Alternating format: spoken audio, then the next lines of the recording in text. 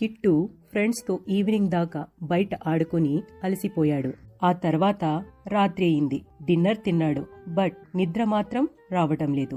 Kit అడిగాడు, నానమ్మ నేను కాసేపు టీవీ చూసుకుంటా, నాకు నిద్ర రావడం లేదు అని.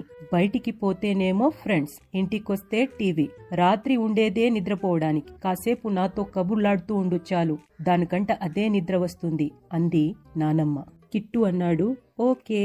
దెన్ కిట్టు అడిగాడు, నానమ్మ లైఫ్ లాంగ్ నువ్వు, నేను, అమ్మ, నాన్న, చెల్లి, పిల్లి మేము 6 మెంబర్స్ మాత్రమే ఈ ఇంట్లో ఉండిపోతామా అని. నానమ్మ అంది, అట్లా ఏం కాదు, మీ నాన్న కుక్క పిల్లని తెస్తాడు, అప్పుడు ఫ్యామిలీలో 7 అవుతాం అని. కిట్టు అన్నాడు, ఆ కుక్క నా పిల్లిని తినేస్తుంది, సో మళ్ళీ 6 మెంబర్స్ అయిపోతాం కదా అని. నానమ్మ అంది, కొన్ని సంవత్సరాల తర్వాత నీ పెళ్లి అయిపోతే నీ పెళ్ళాం వస్తుంది కదా, అప్పుడు మళ్ళీ 7 అవుతాంలేరా అని. అప్పుడు కిట్టు అన్నాడు, కొన్ని సంవత్సరాల తర్వాత చెల్లి పెళ్లి కూడా చేసి అత్తారింటికి పంపించేస్తాం కదా, దెన్ మళ్ళీ 6 మెంబర్స్ అయిపోతాం కదా.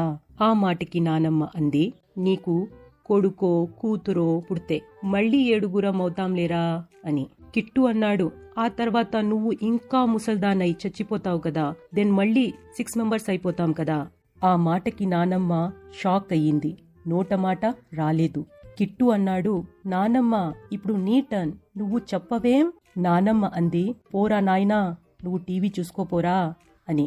సడన్ గా నానమ్మ పర్మిషన్ ఎందుకిచ్చిందో కిట్టుకు అర్థం కాలేదు. కాని నానమ్మ పర్మిషన్ కై టక్కున లేచి ఫోర్ హెడ్ కి కిస్ ఇచ్చి, నానమ్మ యు ఆర్ ద బెస్ట్ అన్నాడు.